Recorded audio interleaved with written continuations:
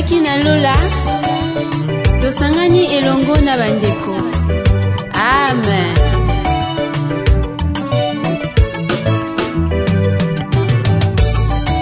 Ilobatanga suka yango esangisi biso ngai nakomi na bandeko nangai elongo.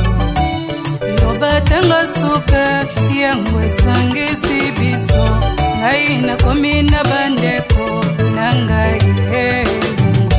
Biso tozalaki na lola iloba esangisi biso totaki seko na seko yango tokutani nde awa.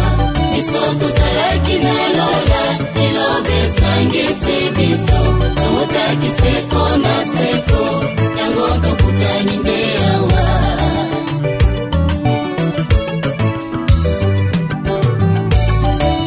Tobongana kiu kasi Nzambe na bikamwa iatindeli message yango esangisi biso uchi bipai na bipai tobimi na banzinga tosangani elongo na liloba tala bolingo ya Nzambe.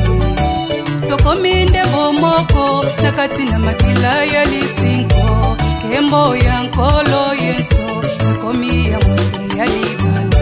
Biso tozalaki na lola iloba esangisi biso totaki seko na seko yango tokutani nde awa. Biso tozalaki na lola iloba esangisi biso totaki seko na seko yango tokutani nde awa. Elokata moko te ekoki kokabola biso te na mwatango moke tokozonga na lola. Yesu alobaki na biso akei kobongisa esika nsima ya kozonga kokamata biso. Biso tozalaki na lola iloba esangisi biso totaki seko na seko yango tokutani nde awa. Biso tozalaki na lola iloba esangisi biso totaki seko na seko yango tokutani nde awa. Bolingo na Nzambe eza bolingo monene. Yesu akufane kulusu pona bolingo ya lingomba. Ina mokolo ya ponkoa mobala sangisi lingomba. Ina liloba ya tango eza ligembo monene. Yesu osombeli lingomba na makila ya talo bolingo ya Nzambe akoki kolimbola yango. Biso tozalaki na lola iloba esangisi biso totaki seko na seko yango tokutani nde awa.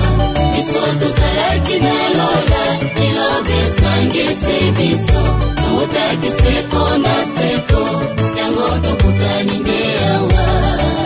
Bakombo na biso ekomami na seko na senko na buku ya bomoi ya mwana kante. Tonzimeli message yango ezali ya pamba te pona tozali baponami ya bomoi ya senko. Esengo monene ekozala na lola feti ya mwasi ya libala na mobali kolo Yesu. Biso tozalaki na lola iloba esangisi biso totaki seko na seko yango tokutani nde awa. Biso tozalaki na lola iloba esangisi biso totaki seko na seko